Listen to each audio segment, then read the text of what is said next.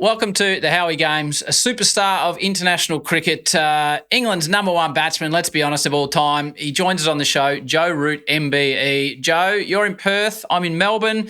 Welcome to Australia. How are you, mate? Gee, there's a big series coming up. How are you feeling? Yeah, good. Thanks for having me on, Howie. Really nice to get the chance to come on. I'm very excited. Buzzing to be in Australia, buzzing to be here in Perth. As you can see, probably a little bit sunburnt, a bit different to back home, but great to get here, get some time and legs, start training, getting acclimatised to things. And as you mentioned, we've got a hell of a series ahead of us, so much to look forward to, so much to get our teeth into. And yeah, just very much looking forward to being a part of something that could be incredibly special and very competitive and a great spectacle for everyone involved. As we were trying to set this up, I was having technical problems. Me and Tommy were ballsing it up. You were trying to speak to your wife. So you're on the other side of the world. You got a young family. How do you go with your time away from home? You've come from New Zealand. I'm not sure if your family or not is coming back. How long are you away from the UK, from going to New Zealand here to the Ashes till you get home? I'm trying to think when we've been out. I think we've been away for nearly 3 weeks, or just over, and then we get back on the 10th of Jan. So it's a good old stint. It's harder now with kids both in at school, and my wife's a bit of superwoman. Really, the fact that she can manage the amount of time that we spend away from home, basically single parenting, and she does a wonderful job. Incredible mother, and we try not to spend more than four weeks without seeing each other. Sometimes it can't be helped, but it's definitely the most difficult thing to manage in terms of touring, because you spend. You just you don't want to miss your kids grow up, really. You want to, No. You've chosen to have that life with them, and the most important thing is that you can enjoy that, appreciate that. But so it's just trying to strike the right balance, and when you get home, make sure you're as present as you can be, and throw yourself into to being a dad, and making sure you give them as much attention and love as you can.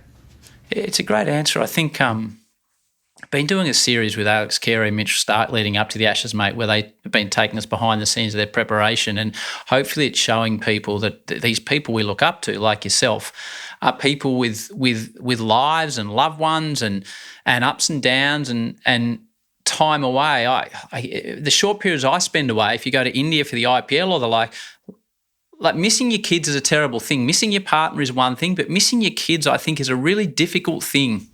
I couldn't agree more. Yeah, I mean, and like you say, you don't want to look back at when they're all grown up and feel like you've missed out on their childhood. So I think there are pros and cons to it. I think when you do get periods of time off, so like at the end of this series, I think I'm not playing cricket again till April. So I'm going to have, the best part of 3 months being able to just be basically a stay-at-home dad, and just be completely, throw yourself completely into that, and give them as much time as possible. You look at other jobs that people have, and they're out the door at 7 a.m. and they get back after the kids have gone to bed. So in some ways, you can, even though you're away for long periods of time, you can give them that almost more when you're there. So I think you've got to kind of hold on to that when it gets difficult, and when you spend long periods away from them, knowing that that's around the corner, and making sure you make the most of every opportunity you have together. So many things I want to talk to you about, Joe and Star. Just so people get an indication, I've written here the 4 things I'm not going to ask Joe Root about.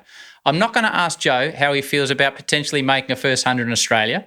I'm not going to ask him about Alex Carey and Johnny Bairstow. I'm not going to ask him about Broady's comment saying it's the worst team ever.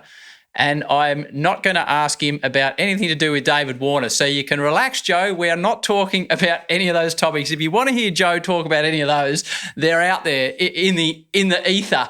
What I do want to talk to you about, this Ashes specifically, I've never experienced an Ashes build-up in the UK. I haven't been lucky enough to do that, but I've seen this Ashes build-up for the last 100 days here. I've never seen a build-up like it for a cricket match in my time in watching cricket as a kid, or being privileged enough to broadcast in cricket. Are you sensing this? Like, they're talking 30,000 English folk are coming over on planes to come watch the cricket, Joe. It's going to be extraordinary. It's going to be awesome, isn't it? I mean, I think the fact that last time that wasn't able to happen, I think there's a lot of people that really love to come out here and experience an Ashes series in Australia. And the fact that that wasn't, because of COVID, that was sort of taken away from them, that a lot of people have been wanting to experience that. And, thankfully that's an opportunity that's allowed to happen now. So... Yeah, I'm just really excited for it. Of course, every Ashes series it is a completely different build-up to any other series you play. Even other big teams and big series like India, for example, we just had that this summer, and that was, there was a lot of media attention and people very interested in everything that was going on, leading into the series, during and throughout. But I think the Ashes is a sort of different beast for our two countries, and the history and the rivalry. The way the team's set up, all the rest of it, and I just, you as a player, the moments that you want to be involved in, you want to perform in, and I'm very much looking forward to the whole spectacle. Credit to your team. I set myself like 10 p.m. cut-offs here when I had to go to work the next day when England-India was on, and like your cricket team is so good to watch. They're so exciting to watch. It's such a roller coaster that I watch far too much of that series. So there's so much discussion about the way you play, but I think Australians will love the way you play because you attack. And I think Australians like to think that's the way we go about sport. So I think, there'll be the rivalry, but I think there'll be a lot of love for your and Ben and Brendon and the whole team's approach to cricket, because it's bloody good to watch, mate. It's great fun to play in, to be honest. Is it? But I do think there's a slight misconception of what we're about as a team. I think all we're trying to do is trying to bring the best versions of ourselves out of, how are we best going to score, the amount of runs required to win a game, or how are we best going to go and take 20 wickets. It's not like we're trying to, I think a lot of people think that we're trying to reinvent the way Test cricket's played, or we think that we were something and not. We're just trying to get the best out of ourselves and each other, and find ways of winning games of cricket. And we've played in some wonderful Test matches, some close ones, some that we've got the wrong side of the result on as well. And clearly, we're always looking to learn and to get better and develop and grow as a team. That's we just have a slightly different way of doing it to other teams around the world, and people are entitled to their opinion and how they see the game. And I think all we're looking to do is just try and be the best versions of ourselves and bring out the cricket that we think's going to win us games of cricket in the conditions that we're presented with. What's bloody good cricket to watch. That's all I can say. So we talk about the Ashes. There'll be so many boys and girls around Australia that go with stars in their eyes, and they'll watch someone and they'll have heroes, and they'll be inspired to go and take up cricket themselves, which is fantastic. What are your first memories of watching Ashes cricket? Like, what series can you remember sitting in front of the telly and watching? Well, I think me growing up I guess my first exposure to it would have been, or recollections of it really would be the late 90s. So I didn't see a lot of us winning, whether that be home or away. But all of my heroes, English heroes, the likes of Michael Vaughan, seeing him play how he did in that series down here where he banged out, I think, 3 brilliant hundreds, maybe even more, scored loads of runs. 2005 was, I was very impressionable age at 14, massive cricket fan, and the likes of Kevin Peterson, everyone within that team. I can pretty much remember every game quite clearly. I was so absorbed in it. You're coming against an Australian team that is just littered with stars that had ruled Test cricket for the last pretty much 10 years. Some of the greatest that have ever played the game. So I love watching Ricky Ponting bat as a kid growing up. I thought the way he took on the game. Damien Martin was probably one of my favourite to watch aesthetically. I just love the way that he batted. When you saw players like that come over, I think he scored a brilliant 100 at Headingley when early on in his career, or when he was starting out. So there's so many moments. Clearly, more recently, Alistair Cook coming out here and that team producing that result after it being so long since we won in Australia.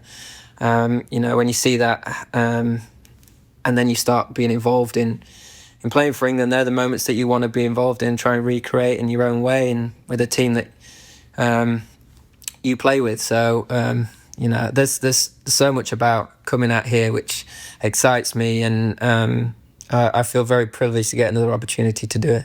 Well, we can't wait to watch you in action. So that's your first memory of watching cricket.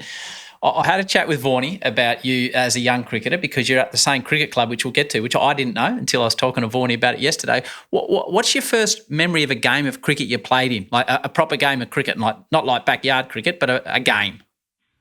I remember playing, I reckon the first game I ever played was for my junior school, and I'd have been in year 3, which I think I'd have been 7. So I'd be 7 years old. Yep. And playing for the year 6s, so they're like 11. And I remember walking out to bat, and I'd never worn a helmet before. And I put his helmet on, and it's going all over. I missed the first, I think I was clean bowled first or second ball. I couldn't see a thing. I was devastated. But yeah, it never sort of put me off. I think as a kid growing up, me and my brother were quite close in age, and obviously Ty as well. So we just played test matches wherever we could, whether it be in the garden, in the house, on the driveway, on the street, local cricket club. We'd just set up and play as many games as we could. We'd get told off for knocking the ball on the first team outfield when my dad was playing. He once had to come and we had a little scrap once. We had to stop the game, and he had to run across the field and split us up. It used to get quite competitive. So they're my sort of earliest memories of playing. And junior cricket, I was quite lucky. It was different. There was less restrictions, so I got exposed to junior cricket and men's cricket a lot sooner than a lot of kids would be able to now. But I just loved it. Even going on a Saturday, playing in the men's team at 8 years old and fielding at from third man to third man for 50 overs and batting 11. I got such a buzz out of it and being involved in it. And I think it's a great way to learn the game, really. You sort of, you have to put the hard yards in and do the rubbish stuff. When you get your opportunities, you really relish it and enjoy it. So, that was basically how I spent my childhood. I tried to play every sport I could. But cricket was the one that I loved the most, and the one that I really wanted to do as much as I could. I said to Vaughnie, was Joe one of these kids as a young fella that would just walk to the middle and smack him everywhere? He said, "Oh, no, he was little." So were you a sort of wagon wheel behind square type man, or what were you doing? Well, not much has changed, to be fair. I think. I was tiny for my right till being 18, 19 years old when I started to really catch everyone up growth wise. So for me to score runs, I had to bat a long time. So I spent a lot of my junior cricket just trying to hone a technique which allowed me to bat for long periods of time. I didn't have the strength to get it off the square. I had to use the pace that was available. I had to get good at manoeuvring the ball into gaps against spin because I didn't have the power to hit it through the field and certainly not over it. So it was about having to try and find a different way of building a score and contributing to the team. I was okay within my own age group, but especially when I played up, it used to take me ages.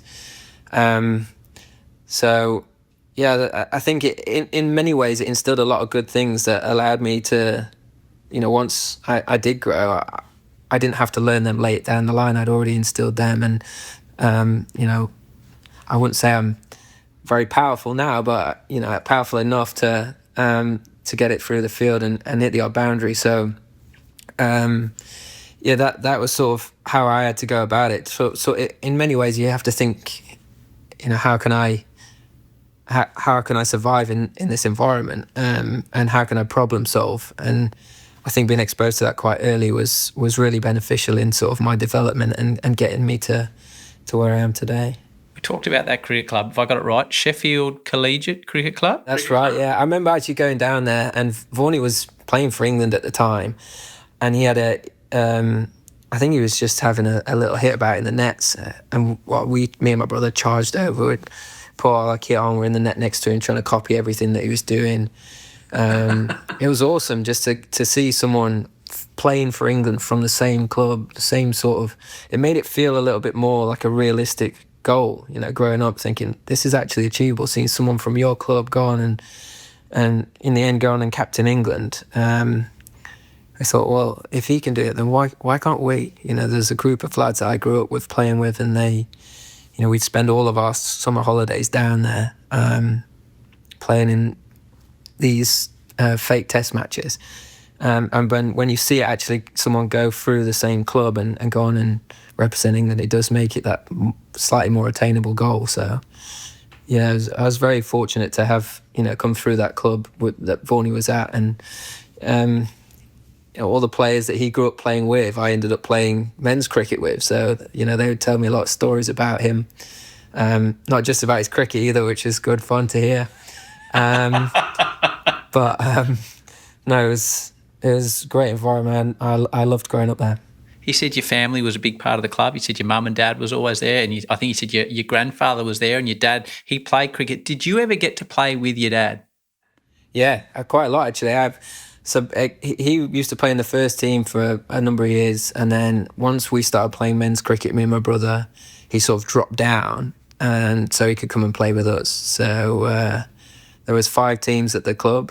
When we got into the 4th team, he dropped down to the 4th team, and we'd play in the same team together. And his goal was then to try and work his way back up the teams with us, and see if he was good enough to still hack it. But we had 4 or 5 great years, the 3 of us playing in the same team together. And you know, it's like the parents have to sacrifice so much to allow you to go and play, especially when you've got, you know, 2 playing different teams. So me and my brother, mum would have to take one here, dad would take the other there, and then you know, they would work in a week. My grandpa loves his cricket.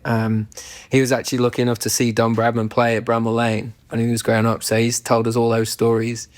But he would take us to games throughout the week and training sessions. So without those guys, I would not be sat here where I am today. Very grateful and fortunate that I had that support and love from them and the opportunities that they presented me.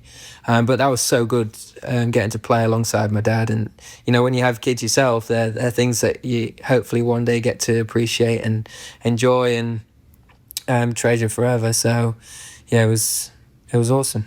I was going to say that to you, Joe. I'm in the process for the last 2 years of been playing when I'm home with my son. And he's 13, but I started playing with him at 11. And for all the cricket games I've been privileged enough to see and to work on, which I can't believe I get to talk about cricket for a job, my funnest moments, my greatest moments involved in the game of cricket have been the last 2 years playing with my son. So I hope you get to do that with your son or your daughter along the way, because I'm sure it's great for you, but I'm sure those moments for your dad with you and your brother, that'd be as good as it gets for him, I would think, as far as cricket's concerned. I think they're things that he really enjoyed doing. I mean, we certainly did. And apart from when we were probably telling him what to do at 10 years old, trying to tell him that's a terrible shot or you need to do this, he's probably rolling his eyes at us. But, you know, yeah. And if, you know, it might be that my kids grow up and they don't really want to play cricket, and that's fine. But, you know, if that does happen, then sure, I'll definitely enjoy it. You mentioned your grandpa and Bradman very quickly. Did the Don make runs, and what did your grandpa say about him? He actually, his dad let him skip school for the day. He took him to Bramall Lane, which is Sheffield United's football ground now. It used to be a test ground, and had an Ashes test match. But this was a warm-up game against Yorkshire, and he said it was a rain delay start. Bradman was captain. He walked out in his Mac, and then I think they lost the toss and batted first. And he said the guy that walked out for the toss was not the same guy that walked out to bat half an hour later. He said it's almost like you couldn't recognise him, and then all of a sudden his aura and his presence was very quickly felt. He said it was a tricky, uncovered wicket, and he made 60 effortlessly. So yeah, you got to watch him play, got to watch him bat. And you know, he'll be able to tell you the story, roll it out for half an hour, and Dan's out on it now. But pretty cool that he managed to go and do that. So at what age you spoke, and you, like a lot of athletes, Joe, they're very good. You're very humble, and sometimes it's difficult to talk about yourself. But as a young cricketer, at what age were those around you, or more importantly, you thinking, maybe I can do this for a job. Maybe I can do what Michael's doing? I think one of my big strengths as a kid was naivety. I just loved playing cricket, and I wanted to play it as much as I could. And because I thought that, I just thought, well, this is what I want to do for a profession, so that's what's going to happen. So I didn't really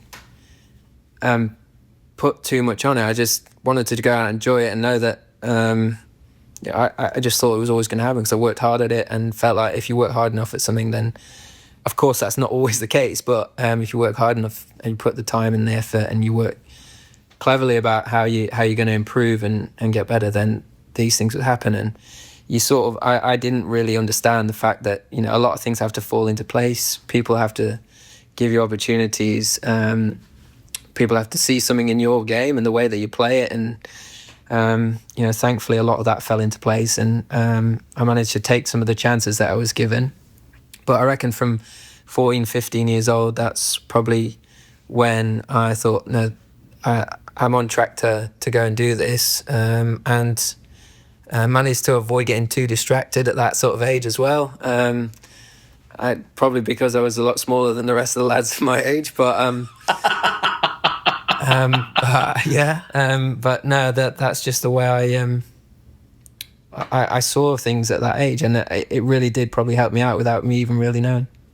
I guess, as I had the privilege of working in England for a while and worked with some guys on Formula One car racing that went to some amazing schools, and I thought, I wonder if Joe went to one of those fancy Harry Potter style schools. And I looked at, and you went to the King, is it Egbert School? And I thought, no, that's just your stock standard. And then Worksop College, I looked up, and then I thought, oh no, this is a bit more where I'm talking about. That looked like Harry Potter to me, Joe. I can't imagine what the cricket grounds were like, but that looked an amazing joint. It was, yeah. I originally was at the local state school, which is a good school. Dame Jess Ennis-Hill, she went to that school as well. And a couple of good sports stars came through there. But I managed to get us. We played that for King Egbert's against Worksop College, and I got a call after that game from someone that worked at the school saying, we'd like to see if you want to come for a trial and potentially gain a scholarship and come to the school. So we went and had a sort of taste the day and ate with the rest of the setup there, and drove in through the gates, and we thought, this isn't real life really. Posh? It was a bit posh, yeah, for a Yorkshire lad. But no, it was such a great opportunity. I'm very lucky to get the chance to go there. I really enjoyed my time there, and I think from an education point of view, it made a huge benefit. It taught us slightly different things. Had to learn to. We boarded at the school, me and my brother, so we had to learn to sort of live away from home for a bit and grow up in that respect a little bit too. But yeah, I didn't actually finish. I didn't go on to sixth form and like higher education. I ended up coming out of it, going to Bloemfontein to a school there, St Andrews, for a couple of months. Did an exchange, which was an awesome experience as well. Spent a bit of time out there, and just sort of dived into cricket. So off the back of that, came back and had my first sort of semi-professional contract with the academy. Really, I just thought, you can always go back to college or to education, but while you're young and while you're going to get more opportunities, I want to really give cricket a go. And thankfully, like I say, things fell into place. I got the opportunities at that time and managed to take the ones at the right time, I guess. Just before we get on to professional cricket, we had the Indians here last summer, and you speak to them on the ground beforehand in an interview sense, and as juniors, they've done remarkable things. And I think it was Nitish Kumar Reddy I was talking to, and I was like, we hear these scores out of India, did you ever do anything amazing? And he said, yeah, I made 450 one day. And it's like, which is extraordinary. But what was Joe Root's best day of junior or school cricket? I reckon 100. I would need about for 7 days, I reckon, to get that many at school. Yeah, I reckon 100. I got 150 in my last game for Worksop. That was probably my best score. I managed to learn a scoop by then, and it was a short boundary behind me, so I got a bit of a hurry on. Play to your strengths. So professional cricket, before you sign up for England, Vaughnie has told me amazing stories about playing county cricket and playing for Yorkshire and talking about driving Richie Richardson to games and, the colourful, fantastic stories. But as a young man, like you're 18 or 19 when you go into that first class system, like how quickly do you need to learn, and what's it like coming up against the term seasoned English pros that have been on the circuit for 15 years and know every ground and know every trick? Yeah, I think one of the things that you've got to get accustomed to is the volume of cricket. I think it's very different. County cricket is very different to, I've never experienced Shield cricket, but the volume of games, I guess the pace of it slightly as well, whether that be to wickets and the workloads to bowlers and the skill sets that people use to exploit the conditions that we have in England compared to Australia. It is a slightly different feel to things, but I think one of the things is the intensity of it throughout a year. It can really wear you out if you're not used to it, not ready to it, and sort of understanding. So those elements to it is a really important factor. I remember one of my first games coming up against Durham, and Graham Onions was trying to get back into the team. They had Liam Plunkett. They had a really strong side out. I'm just thinking this is quite a big step up from what I've been playing before, and I'm gonna have to keep going to new levels if I wanna survive at this in this team. So, but I was very fortunate. I had some great players around me, guys like Anthony McGrath. I thought had a wonderful first class career, but also an international career as well. Very experienced. Was almost like a senior pro that saw the game as he's gone on to be a brilliant coach now as well. But was brilliant with the young lads coming through. I think competition for places in our second team, we had Gary Balance, Johnny Bairstow, some wonderful batters coming through, Adam Lythe, guys to compete with and, well, not really compete with, learn from and share ideas and watch how they went about things and dealt with different situations, scenarios, conditions, try and add them to your game. They're all things that I think are so important when you're coming through is watching what's happening around you, watching the opposition, those guys that are successful, guys that have done it for years and years, and trying to sponge in what, how they go about it. And is there a way of what they do, how they see the game, how they play in certain surfaces and conditions that I can add to my game and upskill myself. So that's all I tried to do when I was coming through, was learn as much from the guys around you, try and face likes of Ryan Sidebottom, anyone that bowled with pace or experienced, county players, try and face them as much as possible and challenge yourself at a young age and see if you had what it took and then go and find the answers. So I think just being exposed to it at that time was perfect. It's exactly what I needed. And I think the way that I looked at the game really helped me kick on, because I wanted to learn, I wanted to get better. I knew I was going to make mistakes, but it was how quickly I could rectify them and make sure that I didn't make them twice.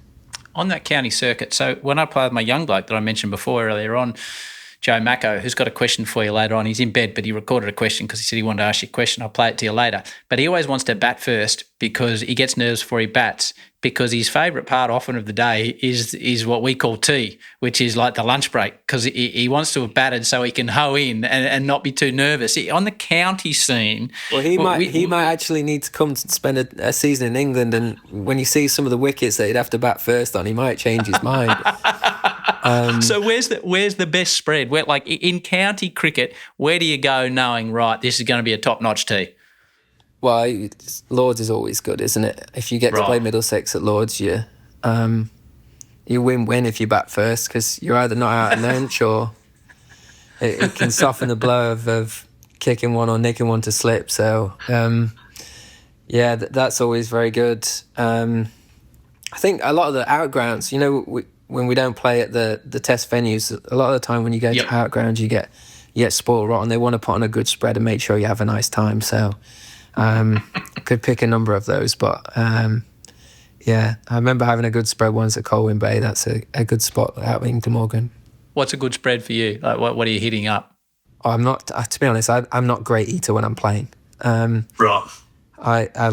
I'm more just get, especially if I'm batting. I struggle to get stuff down. So more of a protein shake and try and get a banana or two down. But when not, yeah, when you get to Lords and they've got the lamb cutlets out and the big prawns with the Mary Rose sauce, so you can dive into that. That's always a treat.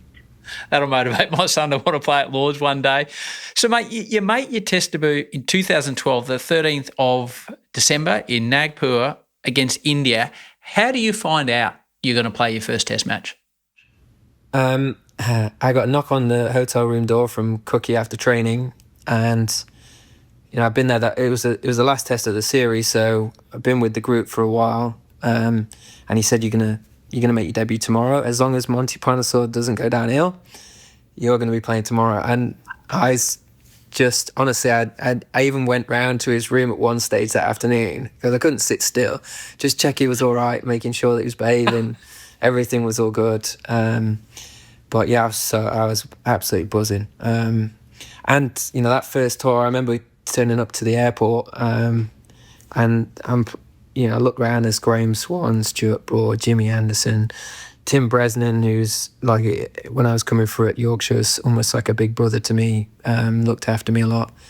Ian Bell, KP, all these guys that, I'd watched on telly and, wanted to be, I'd practice being them in the nets or try their triggers or, all of that stuff. And now I'm at the airport with them and they see this like young spotty kid that probably looks like the team mascot that's won a competition to come and we used to have to travel in suits, so I pulled my suit out and they'd actually swapped, or they got my blazer size mixed up with Chris Tremlett. So you can imagine that, can't you? A small 19-year-old kid or 21-year-old kid, whatever I was then, and I got this blazer. The arms are like this long, the shoulder pads are like, yeah, it looked like someone from the 70s had rolled my sleeves up and the big shit, they were just wetting themselves at me. But it was a nice like icebreaker for me to get involved into the team. And then to go from that to then playing in that game was an awesome feeling. We were up in the series. We needed a draw to win for the first time in India for a long time. So it was a big game, and it was the first time I batted in the middle order as well. I spent all my career at Yorkshire coming through as an opening batter and batting at 3. So played and batted at 6, which was cool. I sort of never looked back anymore. I thought, what a stupid idea that was, opening the batting when you can bat in the middle. So, but that match, Joe, you made 73 and 20 not out, and I saw you celebrate your first 50, and like fair dinkum, you looked 14. Like you actually looked 14. But then I looked who you were playing against. So their bowling attack had Jadeja, Ashwin, Chawla. Also in the game, Kohli, Tendulkar, Sehwag, Dhoni and Pujara. So how do you step into an environment like that and not be overawed, or were you overawed, or is it going back on that confidence from a kid that, right, this is what I'm going to do, so this is just the next step? Well, that was just it really. I'd spent all my life wanting to be able to play in this moment and to get the chance to play for England. I was like, if this is my only test match for England, I've done more than I could have ever dreamt of. And one thing I've always tried to look back at my career is, if I've had a bad day, or, I've not hit my one in the nets, or, I've had a couple of low scores, I just think, what would the 11-year-old version of yourself think right now? What you've achieved in the game, some of the test matches you've been involved in, the fact that you've captained England, the amount of brilliant experiences and places that you've got to, go and travel the world and do all these great things. They're all things that I try and remember now in the tough moments, to bring you back to reality and understand, like, that's why we play the game. It can be hard sometimes, but it's so rewarding when you get those special moments. And I remember walking out to bat, Kevin Peterson stood at the other end and thinking, I remember watching him do what he did at the Oval against Australia in 2005, thinking, this guy's awesome. Now I've stood at the other end, get the chance to bat, and I just could not stop smiling, thinking, this is the one chance I get to play for England. I'm just going to make sure I enjoy every second of it and try and make it last as long as possible. I didn't want to get too nervous. Obviously, as your heart's racing and you get butterflies and all that. But I was like, I'm just gonna try and soak all of this in and make it last as long as possible. And I think I faced 250, 300 balls for 70 odd. I mean, we needed to draw to win the series. Slightly different approach to these days, but that's how we went about it then. And thankfully I managed to contribute and get off to a decent start in the team. And it was such a cool tour to be a part of and to achieve something like that. And have a small part in that was really quite special. It's a great description of walking out there with KP. We'll just hold the timeline for a moment. And as we go, Joe, I'd love to talk to you about batting and what you think the keys to batting are, because you've obviously had so much success. Let's start with just briefly, and I'll come back and forth. Before you go out to bat, what are you doing? What are you looking at? How are you approaching it?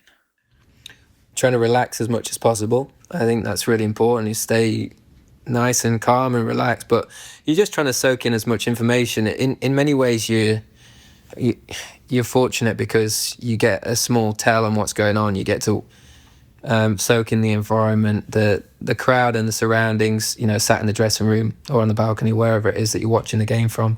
You get to watch the screen as well, see if there's any movement in the air. You get a gauge of how fast guys are bowling, if there's anything off the surface as well.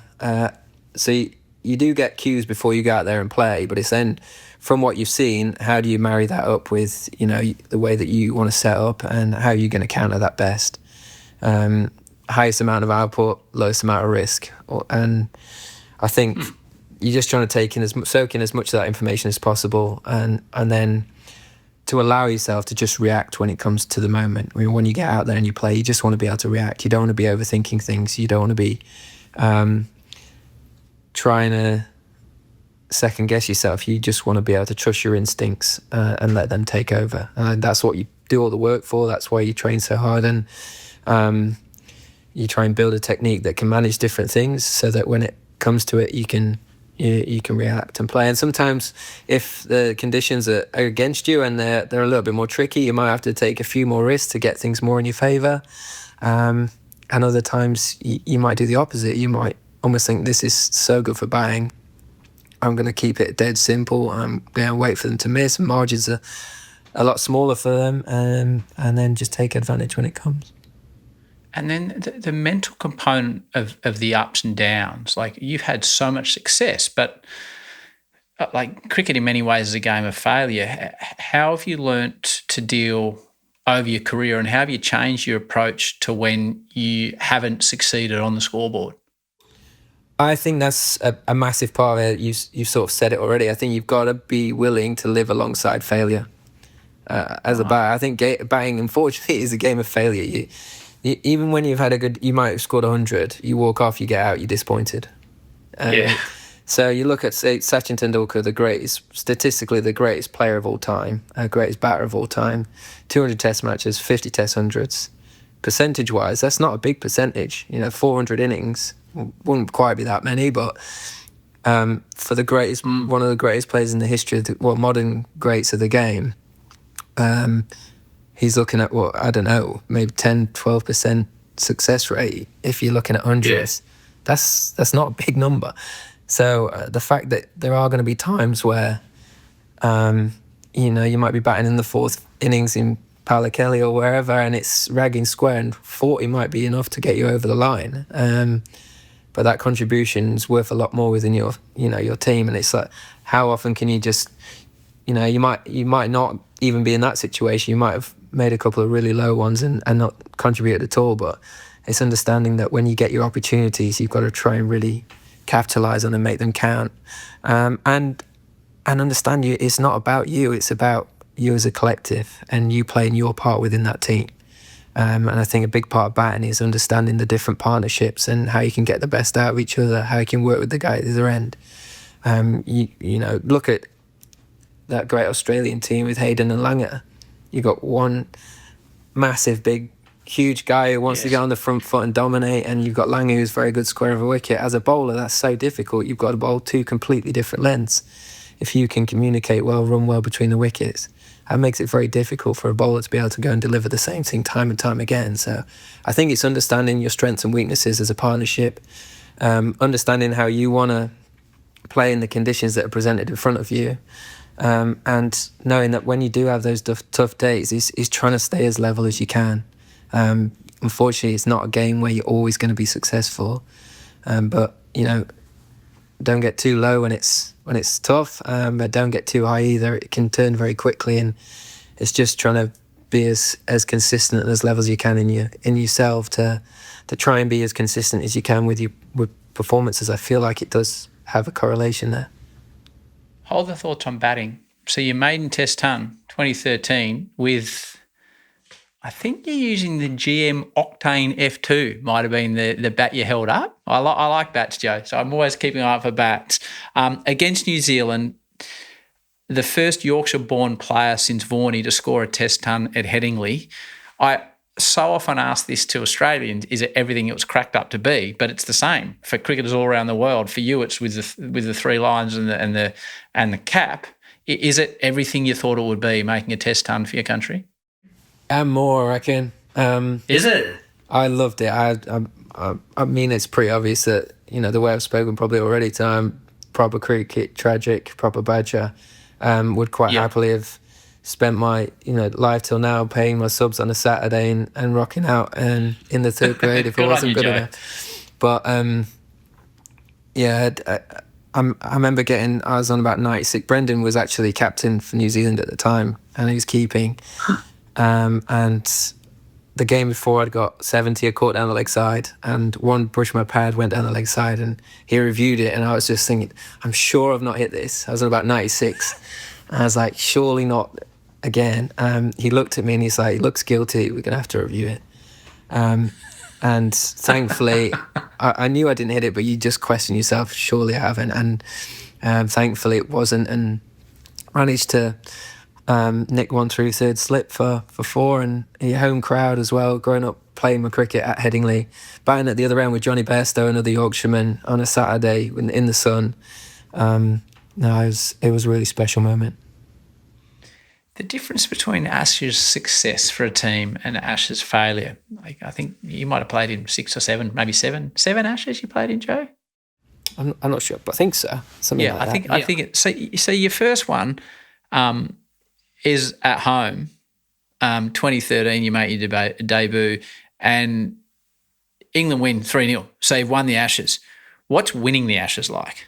It's pretty cool. It's an awesome experience. It's hard to explain really. But you spend your whole childhood looking at all of the great series that have happened between the two sides, and then to be stood on that podium at the Oval was really special. Seeing that tiny little urn, you think all the hard work that goes into something so small, and getting a chance to lift that was really, again, like it was a cool thing to experience. It's almost like a lot of things in sport. When you have success, you want to repeat it. You want to get the chance to feel those feelings again. And it was almost like the thing that keeps bringing you back. Really, is can we go and can achieve that one more time? So I think probably at that time you think, hopefully we can do this, for the next 4 or 5 years. You get a little, not complacent, but you think this is something that's really achievable, especially when you spent your whole childhood watching England lose in an Ashes series home and away. And then you go through a period in winning 2005, you win at home in 2009, and then 10, 11. And then you're involved in 13 where you win. You think this could be the turning point where we start to have success. And very quickly you get to Australia and you get hammered 5-0. You realise that that's not how sport works. You've got to constantly keep looking to evolve, both from an individual point of view and as a team point of view. And credit to Australia, that series that followed up was as an absolute drubbit. So the other side of the Ashes is getting beaten. What's it like coming to Australia, get beat 5-0, and Mitchell Johnson was like bowling? Like, you're smiling at it. I'm surprised you're smiling at it. Like that was a dominant performance by the home side. How tough is an away Ashes when you're getting smoked? It can be tricky. Yeah, clearly it was. I mean, we didn't have any answers for it. That was the frustrating part. Is you put in all the work and you're trying to do all the things that you feel are going to help you get the right side of the results. And there was a number of the tests, and it's sort of been the same the last few times I've played out here. Is you feel like you're in the contest for 2 days or 3 days, and it could go either way. And Australia have always pulled away from us, and you feel like the resources and skill sets they had for the conditions that we were playing in were always outmatched. And we couldn't quite compete. So I feel like it's nice coming back this time with a slightly different approach, a different skill set, a different attack. I'm not saying it's guaranteed to work, but it's first sign of madness if you keep turning up with the same things and the same way of doing things, then you're going to get the same results. So that's what makes this one so exciting. But yeah, when you get on the wrong side of it, and I think it's so easy as well to get too down and to overanalyze things and look for problems that aren't there. And especially at the start of my career, that was something that I did quite a lot, I think. I wanted to be the complete player, and I don't think you need to be the complete player. You don't have to have all the shots. You just got to know when to play the ones you're good at. Try and avoid yourself from playing the ones you're not. So that was more probably my failures, but it's all part of the journey. It's all part of like the evolution of you as a player, is making mistakes, getting things wrong, and trying to come out the other side of it. And there's so many learnings from that. And exposure to amazing moments, amazing experiences. You walk out at the Gabba and you've got 30,000 people calling you a wanker or whatever. I'm not sure if I can say that on this. You can say whatever you want, Joe. I don't know, so I've never experienced that before, so that was something new, and something that you hear about from previous tours and people that have played there before, but until you really experience it and understand it, and then you don't know how you're going to handle it. And I'm now sat here having 3 Ashes tours under my belt. You feel back hardened for it and ready for it, and understand that that's part and parcel of playing cricket out here. And you wouldn't really want it any other way. So, but yeah, clearly Johnson, that series was on fire. But I do think as well, the person that doesn't get spoken about a lot is Ryan Harris. I thought he was an incredible bowler. And, you got 2 guys bowling, one 95 mile an hour, one 90 mile an hour. And he sort of slipped under the radar, but he was just relentless. He was one of the best bowlers, if not the best bowler I've ever faced in Test cricket. He always had my number, always put me under pressure. And as a group, they played incredibly well that series. See, I should have looked. That ball he got Alistair Cook with was just one of the great balls. We don't need to go back over it, but I should have looked. You were dropped in the final test. Is that the only time you've been dropped in your career? Have you been dropped more than once? In Test cricket, I think, yeah. So it seems every great Australian cricketer that you talk to, so many of them, Steve Waugh, Ricky Ponting, they've all been dropped. Hayden Langer, they've all been dropped and taken learnings from it. What did you learn about being dropped, about failure, that has enabled you to have so much success, Joe? I thought I spent too much time trying to be the complete player, and I wanted every aspect of my game to be here. And I spent so much of that series working on areas of my game that I thought needed to upskill. I neglected all the things that I was good at, and I never managed to put pressure back on the opposition. I never managed to put a bowler under pressure, get him off his length, or use my real strengths to try and wrestle momentum back in my favour. And when you're not practicing the things you're good at, and you're constantly trying to, then you get the opportunities in the games and you miss them. And I think going away from that, so it's like, right, these are things that are going to take 2 years to get better at. I'll slowly chip away at them. I'll keep constantly. I won't neglect them at all, but they're a project. They're things that's going to take ages.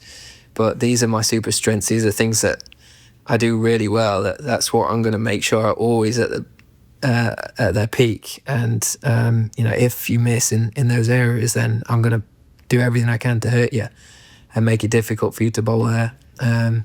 So I think that was a huge learner for me. And yeah, a reason probably, one thing that it's okay to and it's important to keep looking to improve and evolve and tinkering, but you have to look after what your bread and butter is and what serves you well time and time again, and is what's got you to where you are now.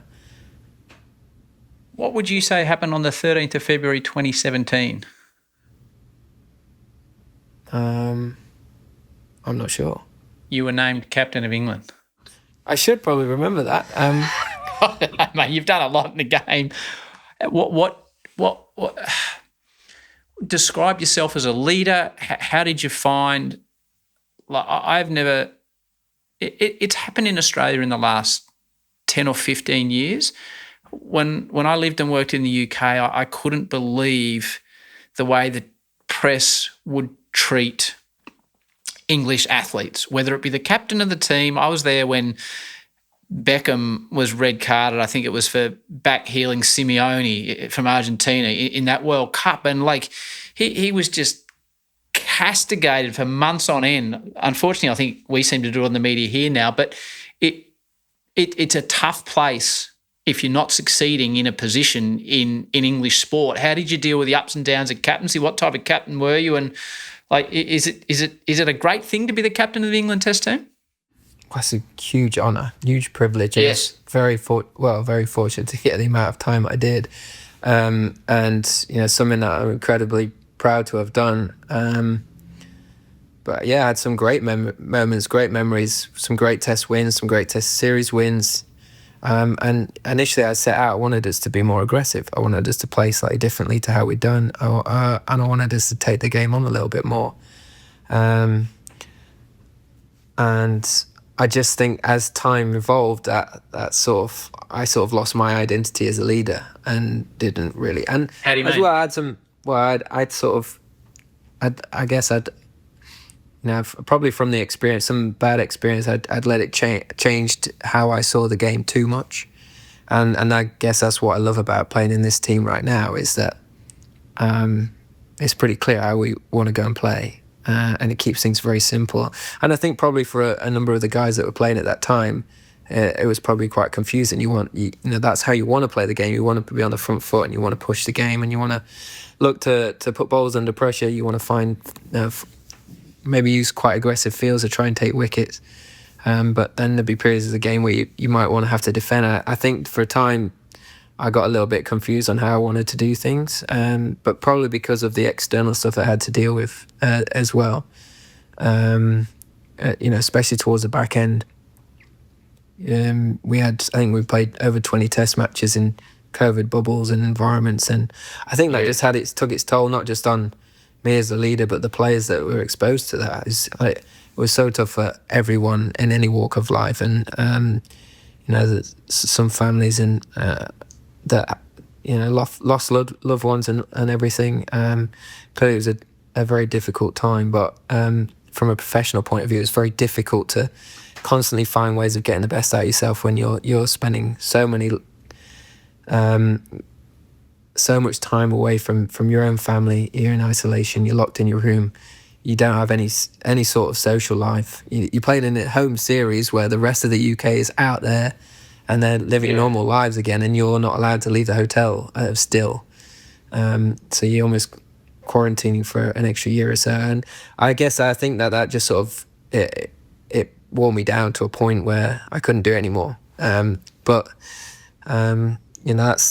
think everyone has a lifespan, and it was time for the team to move in a new direction and have a different voice and different ideas. And I've absolutely loved this, almost last phase of my career until now. It's been the most refreshing, most fun that I've had, and with another very exciting and amazing opportunity on the near horizon too. So that sort of ties into the mentality and the mental approach why you've been so. It must be said that I think you've won more Test matches as England captain than any other England Test captain. So you had tremendous success. I think you, in fact, won in front of Warney, which he did explain to me that you've been more successful than him as captain. But I reckon you averaged mid-40s when you're captain with the bat and mid-50s when you haven't been captain. So what's the key to so much? Like why are you? Is it the pressure of captaincy that can get in your head as far as going out to bat? And how important is clear mindset and approach that you found to be a successful batsman that you've been for so long, mate? It's a rather long-winded question. Yeah, it was a weird one. I think towards the back end of my captaincy, that was when I played some of my best ever cricket, and probably my biggest numbers came as captain. But I think for a while, I also went through a phase where I struggled to convert 50s into 100s. So I was scoring quite regularly. I was scoring 50 and I couldn't get... I was finding ways of getting out. And I think it's easy to clearly there is some form of correlation there. And there are times when you walk out to bat and you might be a little bit fried, or you're still thinking about mistakes that you might have made in the field. And I think being able to separate the two completely, being able to come off the field, almost put a completely different hat on and say, right, I'm a batter now. I'm just going to go and focus on what I need to do to go and score runs and get us in a position of strength in the game. It took me a while to get my head around that. I had initial success at the start of my captaincy.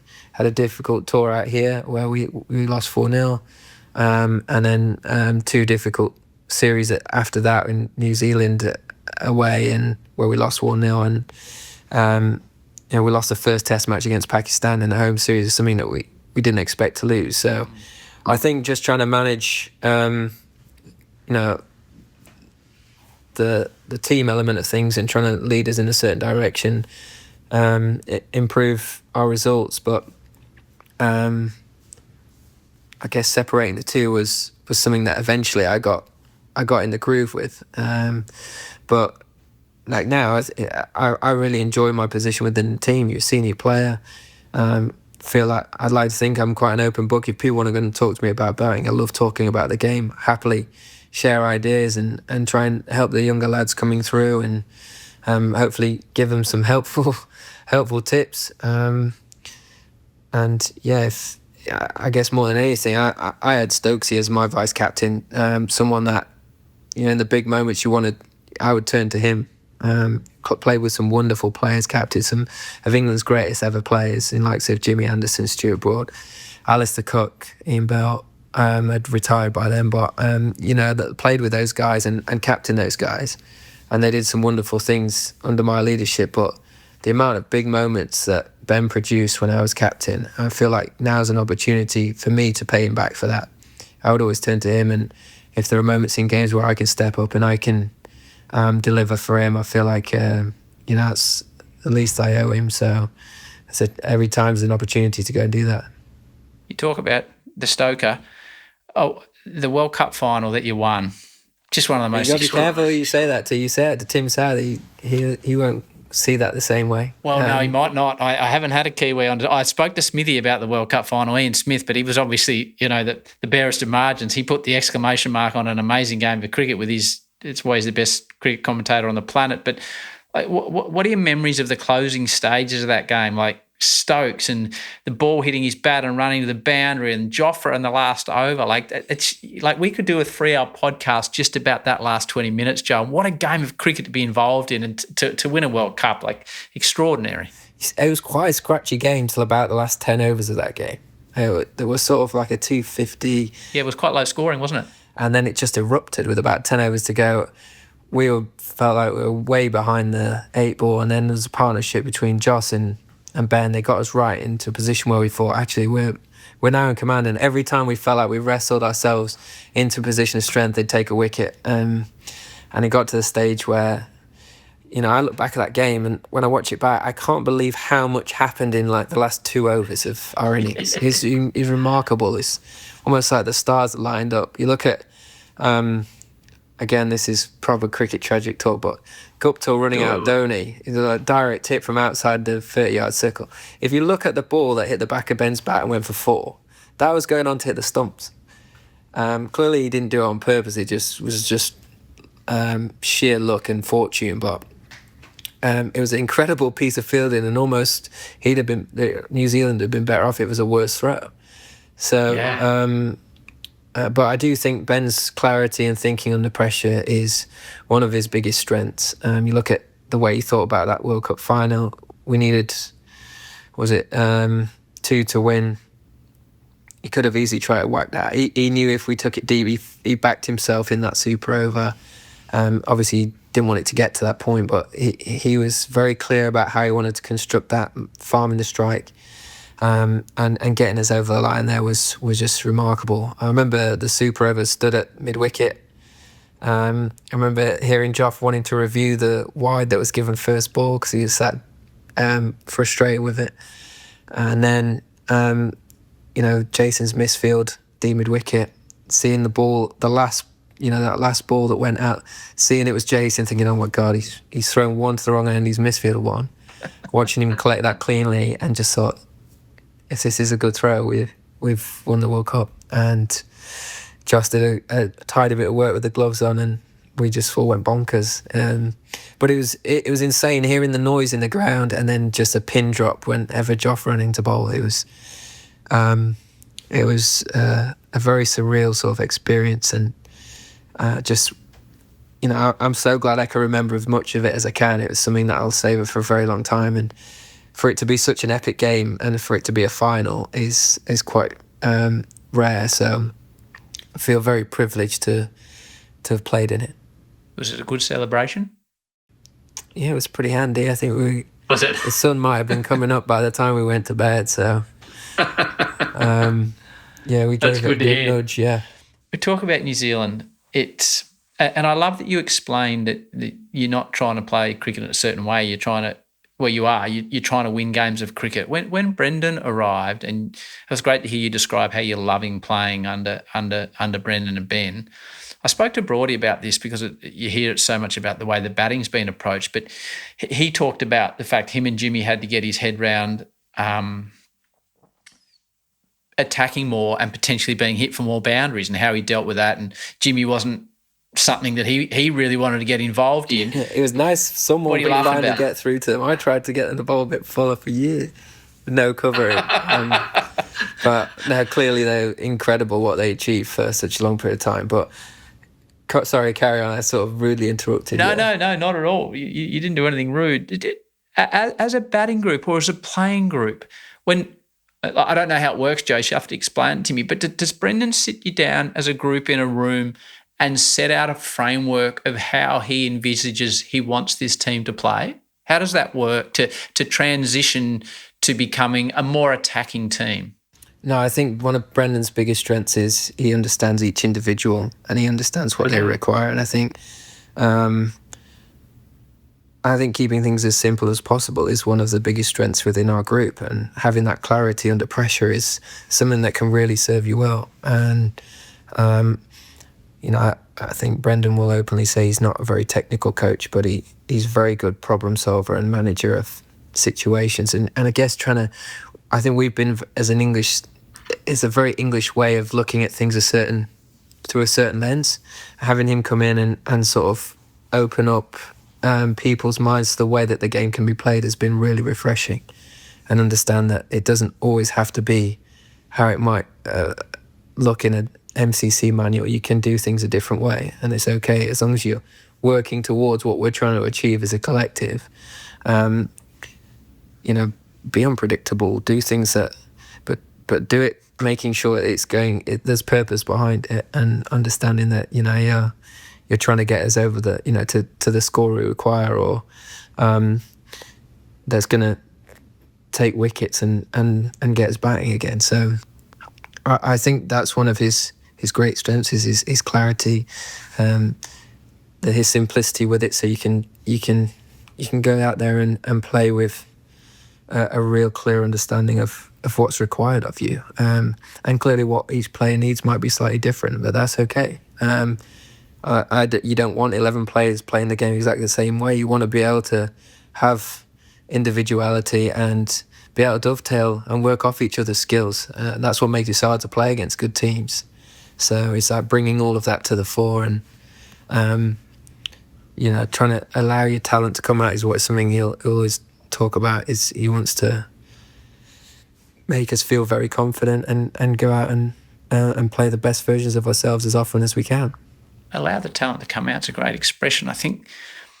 How did you adapt your approach to batting to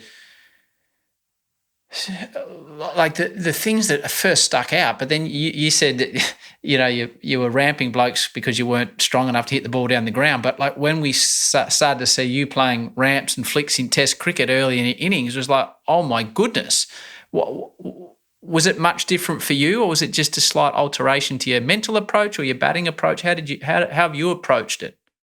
I think it's more a mental approach, and that's been one of the most beneficial things that I've had coming, and working alongside Brendon is that, again, I was someone that I mentioned as a kid, I wanted to be very technically sound and make sure that, I was always looking to play the ball late and make sure I was lined up right and was I managing angles well and is my trigger right.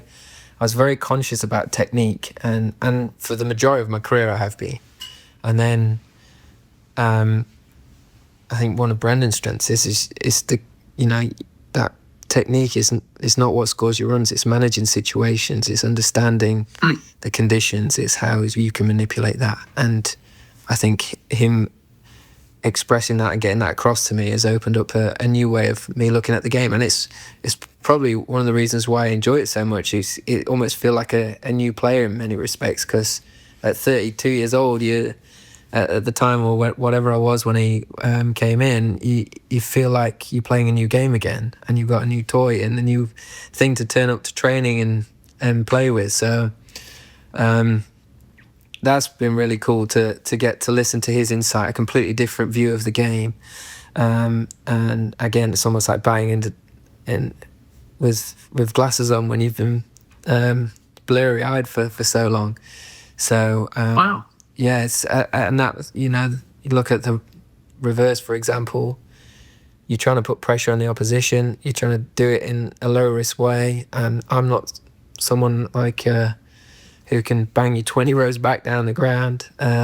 So I've only got first slip to beat, and maybe if you've got one or two slips in, two men to beat, rather than trying to hit it through or over 5 or 6 blokes. I think there's more in my favour there.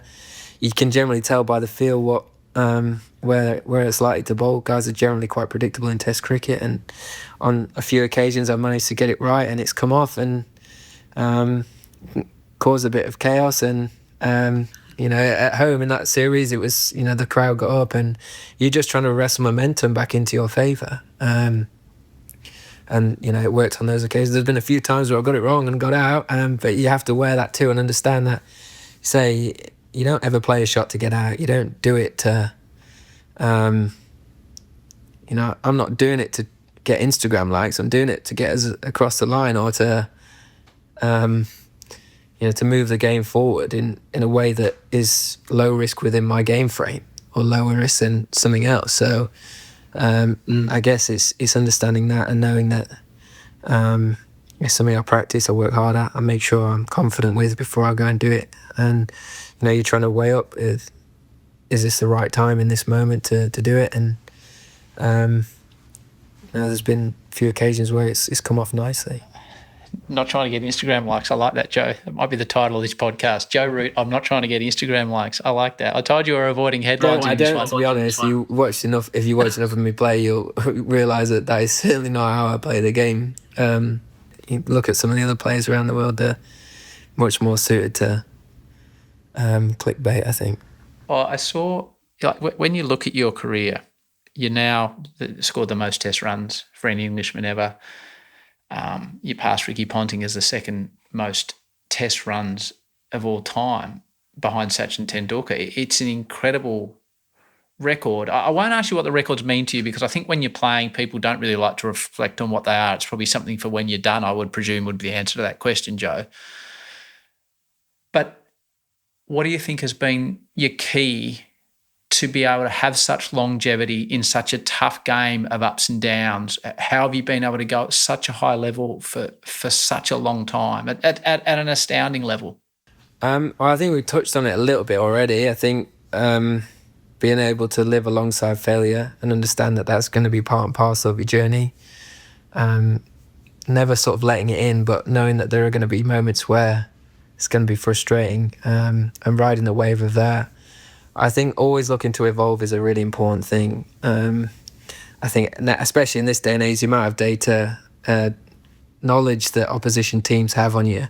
If there are any trends, they'll find them and they'll try and exploit them.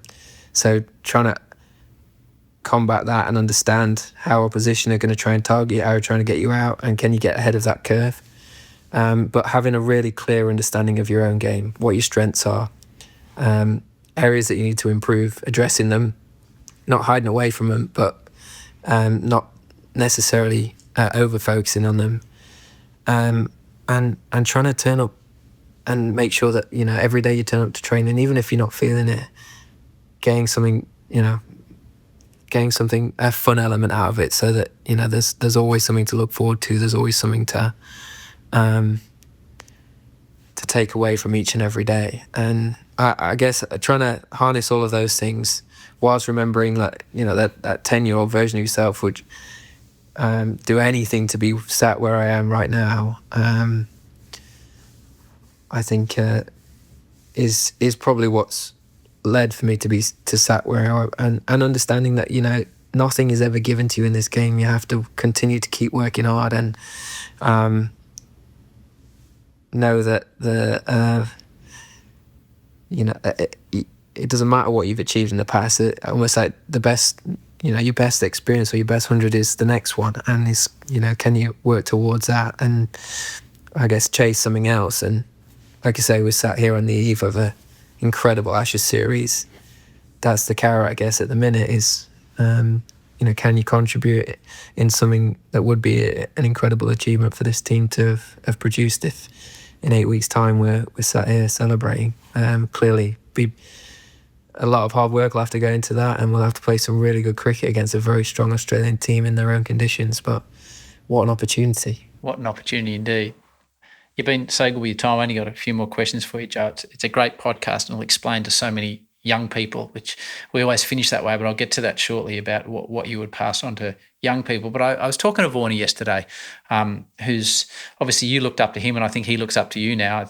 And I said to him, and I don't expect you to answer this, I said, I've looked at the numbers. Joe, he's got to be the best English batsman of all time. And he said, yeah, of course he is. There's no doubt about it. But then he said, which I did want to ask you about, he said he's also one of England's finest athletic role models. And I thought, wow, that might be a bigger rap than being England's greatest ever batsman. How do you treat the role of being looked up to by so many, especially young people? I just think, I just remember when I was a kid coming up and I was going to watch a test match at Trent Bridge or Headingley, and you're hanging around for a signature at the end of the day's play, and the feeling of what it felt like when Craig White came over, or Matthew Algard or Varney or whoever it was, Nasser Hussain, the United's car window and signing something for you. They're moments that you don't forget, right? They're things that you remember forever. I can imagine when you were a kid, if there's AFL fella or Al Border, mate. Yeah, Al Border. Yeah, if he came over and he had a chat with you and signed something for you and gave you something, that's something that will live with you forever. And if you've got an opportunity to do that, then why wouldn't you want them to have that experience and be able to hold on to that? You're in a position of privilege, which provides us with so many great things. Like I said, traveling the world, experiencing so many amazing places, and being exposed to so much good stuff. Like, if you can pass a little bit of that on to the next generation and try and keep them engaged and entertained and in cricket, and hopefully to grow the love of the game, I think that is your responsibility to pass down. And not saying that I'll stop and do everyone's. It's not always the case, but always try and understand like it can have quite a big impact. So I just remember what it was like as a kid, and if someone did that for me, it'd feel awesome. So I guess it's just trying to be a good bloke, and if you've got the opportunity to make someone's day, why wouldn't you? I remember speaking to you on the ground, the Rajasthan Royals home ground. I don't think you were playing. You won't remember this, but we were having a chat, and I was like, wow. Look, I remember it, yeah. But that to me was the IPL, that you're as good as you are, and yet you weren't playing because there's just incredible players everywhere. And we were chatting near the boundary, and the crowd started calling out your name. You just turned around and gave them the thumbs up, and that's in India. And the whole grandstand was just, it gives me chills thinking about it now. Like, we're talking about the way people treat you, but the Indian, like the love for you from the other side of the planet, it's an extraordinary thing to see. It's a very it's something quite a humbling experience to get as well. It must be. But you know what, India's just it's a different beast.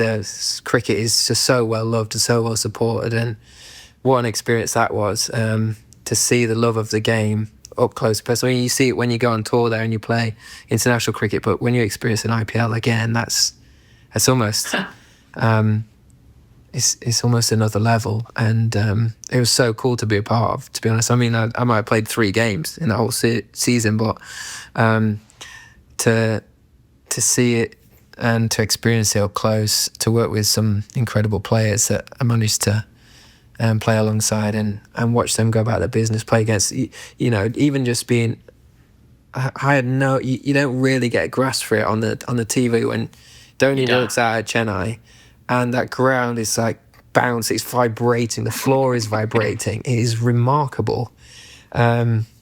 It's like a sea of yellow just noise that and you can see the impact it has on opposition players. So yeah, it's incredible place to play the game, and to again, like to get to experience that spin was awesome. It was so cool. But yeah, it's I guess when you get the chance to go all around the world and experience these different things, and when it is quite nice when you get a little bit of acknowledgement from a personal point of view, but at the end of the day, you're always doing it in a way which is trying to better your team, and how can you know, it's never about you, it's about contributing to something bigger than that. So I have a question for you from the young bloke who's now sound asleep, probably with a kookaburra next to his bat. He wanted to stay up. He only ever did one live question on 200 episodes of this show when we had Jimmy Anderson on, and he wandered in from cricket training and he just burst straight in and started firing questions at Jimmy. I don't know if Jimmy knew. He was about 8 at the time, but he's 13 now, Joe. His name is Mac. And he was thrilled to ask you a question, so I'll play it to you. Hopefully you can hear it. Hi, Joe. Mako here. I hope you go well in the Ashes, but not too well. Now, I'm going to the Boxing Day test with my mum, and I'm really excited. Day 1. And the MCG is my favourite cricket ground anywhere. That might be because I'm biased. But I was just wondering, where's your favourite cricket ground to play at? Good question, Mako. You know what? There's obviously elements of nostalgia. You grow up and you play at your home ground and all the rest of it, but I think that a lot of it comes down to experiences and things that you get to, and you know, I look back at that, not just because it's my home ground, but that 2019 Headingley Test match, to be involved in that and to experience that, along with some other really good Test matches along the way. That is, you know, is always going to be right up there. Trent Bridge is a ground that I love. I've had good success there and again experienced some really cool things. So those two are hard to look past. In terms of away grounds, Cape Town is just phenomenal. I think it's just beautiful. And so is Dharamshala out in India. That's such a cool setting to experience cricket. You know, you go from Chennai where you're sweating as soon as you walk out the door to up there in the mountains and you need a coat and it's freezing cold, you got 2 jumpers on. It's amazing to experience, but they're probably the ones that stick out. But as I say, I've been so fortunate to play all around the world and play at most Test venues, so yeah, I feel very lucky in that respect, and I can completely understand why Mako's is the MCG. It's that Boxing Day is a incredible sporting event, and I expect this year to be exactly the same. It's going to be enormous. I play C-grade cricket, Joe, and so obviously in commentary I never give my opinion. I just call what's happening and sit next to the legends. But I do have one piece of advice for you. I think you need to make sure you're wearing a box every time you bat in the nets in Australia, because last time Last time, every time I seen him in commentary, Joe, without putting a too fine point on it, you were getting hit in the nuts. I got hit so many times. You know that Adelaide Test match? I was having throwdowns in the morning. We were still fielding before our last innings, and I'd got to the nets and I put my pads on. I only wanted throws out of the hand, so it wasn't too bad. But they'd been like 8 days old, these nets now, and I forgot my box. I thought, I'll be all right. I'll just have a few half volleys.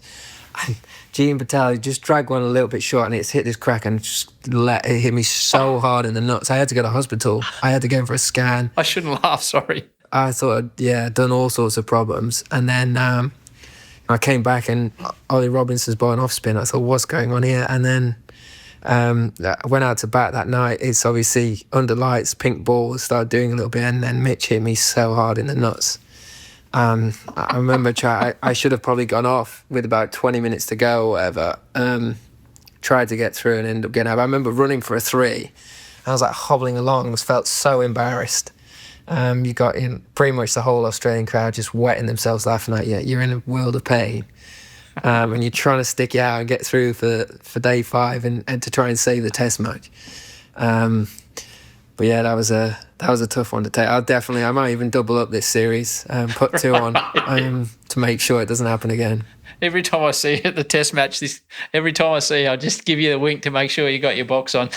Mate, you've been so good with your time, and I've really been looking forward to doing this, and it's a great description of success and your understanding of failure and how you've dealt with it and your standing in the game. And Danny, the media guy that's organised this, and he said, "Oh, you'll love him. He's such a lovely fella." And everyone just says, "No, Joe's a lovely fella," which I think is more credit that you can be given than talking about how many runs you've made. But the advice you would give to youngsters out there, we have a lot of young people listen to this on their way to training, whether it be cricket or footy or tennis or piano or science class, from your vast experience, like when you were rolling out those cricket grounds you've been to, I'm thinking, wow, what a cricket dream this bloke's living, to play at all these amazing places and have success. But what advice would you give to the youngsters out there from your wonderful experiences and success, Joe, that you think would hold them in good stead to pursue something they're passionate about?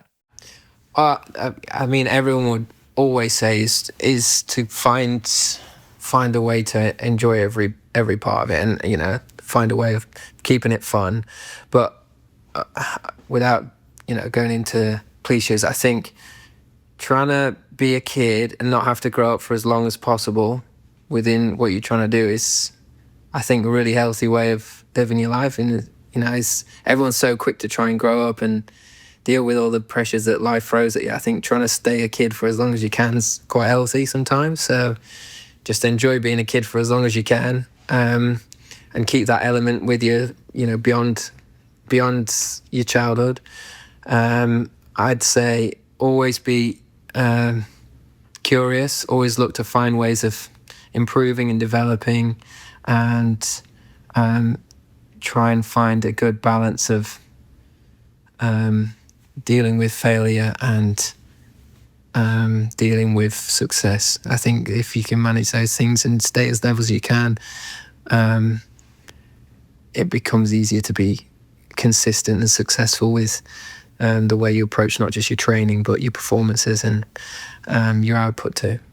It's a great answer. When Broady came on this podcast 2.5 years ago, I got a lot of negative feedback, Joe, because I had so many Australians saying, "I hate you, Howie, because I now like Stuart Broad," which I found, and I don't think there's a level of passion about you in this country, but I hope people listen to this and understand what a lovely fella you are, and I hope people listen to it, and as much as it goes against the grain, that they cheer for you in this part of the world to make runs. And I just hope it's a great series. I hope you guys get to Sydney and it's 2-2 and we get to experience 2005 in this country, and you have wonderful success, mate. I appreciate your time, your honesty, your openness and your friendliness. Go well, travel safe, and I hope the Australian public shows you the love that you deserve. I don't know if they will, but I hope they do. No, that's very kind. Thank you. And thanks for having me on. I really appreciate it. It's a cool podcast. So I'll be listening into further episodes for sure. But yeah, what a great opportunity. What a great experience to be out here in Australia. Great country. Obviously a very cricket passionate country as well. So I'm looking forward to it. And it should be some good cricket played. So enjoy watching.